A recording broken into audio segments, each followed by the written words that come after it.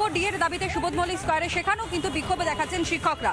শিক্ষকদের একটা অংশ তারা সুবোধ মল্লিক স্কোয়ারে সেখানে প্রাপ্য ডিএর দাবিতে বিক্ষোভ দেখাচ্ছেন। পিঙ্কি আমার সহকর্মী সেই ছবি আপনাদের সামনে তুলে ধরছে, যেখানে এখনো পর্যন্ত বিক্ষোভ প্রদর্শন করা হচ্ছে সুবোধ মল্লিক স্কোয়ার থেকে। ইতিমধ্যে মিছিল এবং সেই মিছিলে অসংখ্য শিক্ষকরা তারা আজ পা মিলিয়েছেন। প্রাপ্য ডিএ তারা পাচ্ছেন না।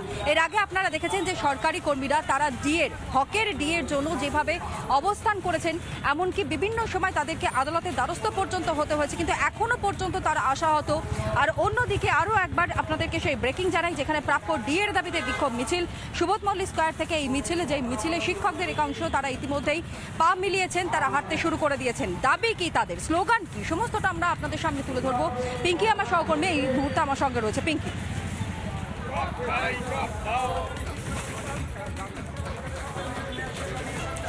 দেখো, শিক্ষানুরাগী ঐক্য মঞ্চের তরফ থেকে আজকের ওয়াই চ্যানেল পর্যন্ত মিছিল রয়েছে এবং সেই মিছিল তুমি দেখতে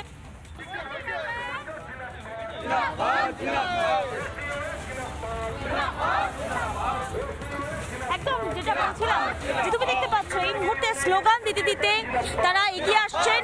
পশ্চিমবঙ্গ হেলথ স্কিমের আন্ডারে আনতে হবে ডিএর যে ফারাক, কেন্দ্র এবং রাজ্যের যে ডিএর ফারাক, সেই ফারাকটাকে মেটাতে হবে। আমি একটু কথা বলবো যারা হাঁটছেন এই মুহূর্তে তাদের সঙ্গে। দিদি, আপনারা আজকে যাচ্ছেন, ওয়াই চ্যানেল পর্যন্ত যাবেন, এরপর কি কর্মসূচি রয়েছে? কোথায় আমাদের ডেপুটেশন হবে, রাজ্যপালের কাছে হবে এবং নবান্নতে যাব।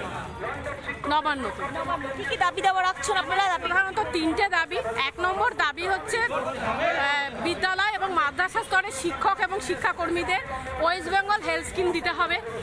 2 নম্বর হচ্ছে যে নন টেট শিক্ষকদের উপর যে একটা নতুন আমরা শুনতে পাচ্ছি ফতোয়া জারি হয়েছে যে নন টেট থাকলে তাকে অবিলম্বে টেট কোয়ালিফাইড করতে হবে, না হলে চাকরি চলে যেতে পারে। এটার বিরুদ্ধে আমরা আসছি, কারণ যখন আমরা চাকরিটা পেয়েছিলাম তখন কিন্তু টেট বলে কিছু ছিল না এবং তখন নিয়োগ পদ্ধতিতে যা যা নিয়ম ছিল সব নিয়ম আমরা কোয়ালিফাই করে তবেই আমরা চাকরিটা পেয়েছি। এবং সেই চাকরি পাওয়ার পর হঠাৎ করে আবার চাকরি রাখার একটা শর্ত, এটা আইনত বোধহয় করা যায় না। তো এইটার বিরুদ্ধে আমরা লড়ছি।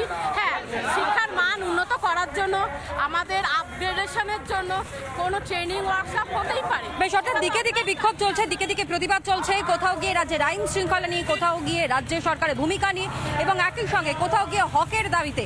আজ বিভিন্ন জায়গায় সেই বিক্ষোভের ছবিটাই আপনাদের সামনে তুলে ধরছি। আর সর্বোপরি দুর্গাপুরের প্রত্যেকটা ছবি সবার প্রথম আপনাদের সামনে তুলে ধরবো আমরা, আমাদের প্রতিনিধিরা।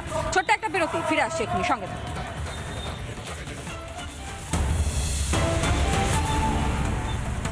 নানা ধরনের কন্টেন্ট দেখার জন্য লাইক করুন, শেয়ার করুন আমাদের ফেসবুক পেজ, সাবস্ক্রাইব করুন আমাদের ইউটিউব চ্যানেল।